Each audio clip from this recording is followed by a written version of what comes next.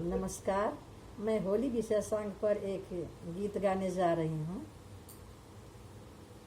होली मुबारक हो सभी भाई बहनों को, दोस्तों को। मैं होली विषय सॉन्ग पर एक गीत सुनाने जा रही हूँ। अच्छा लगे तो लाइक कमेंट जरूर करेंगे।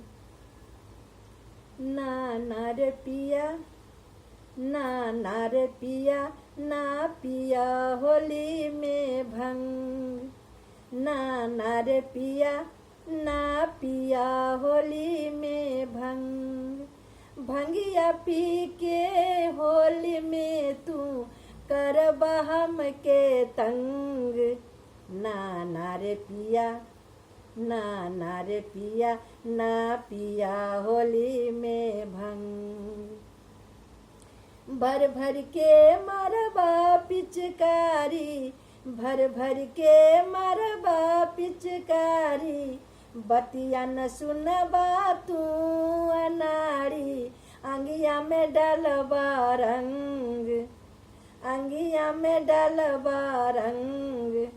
ना ना रे पिया, ना ना रे पिया, ना पिया होली में भंग।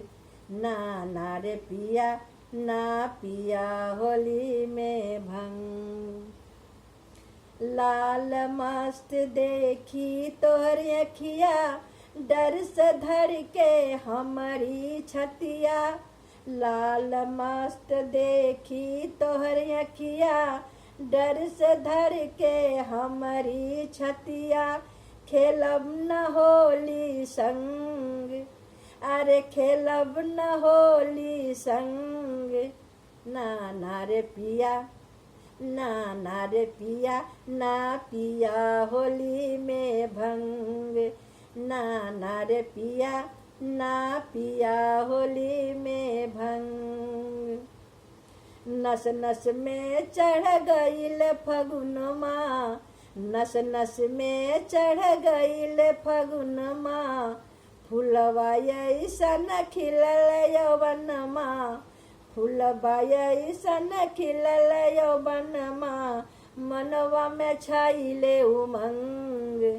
ना ना रे पिया, ना ना रे पिया, ना पिया होली में भंग।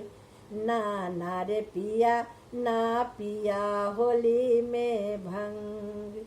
भंगिया पी के होली में तू करबा हम के तंग।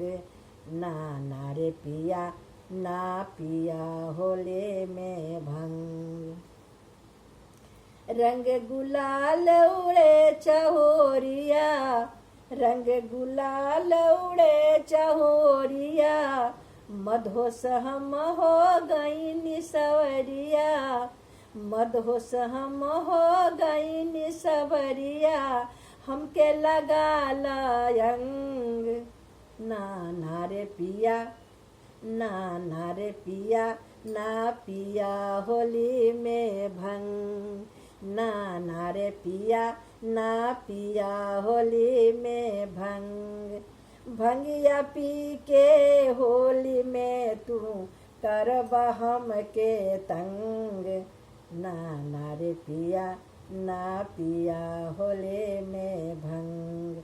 ना ना रे पिया, ना पिया होली में भंग।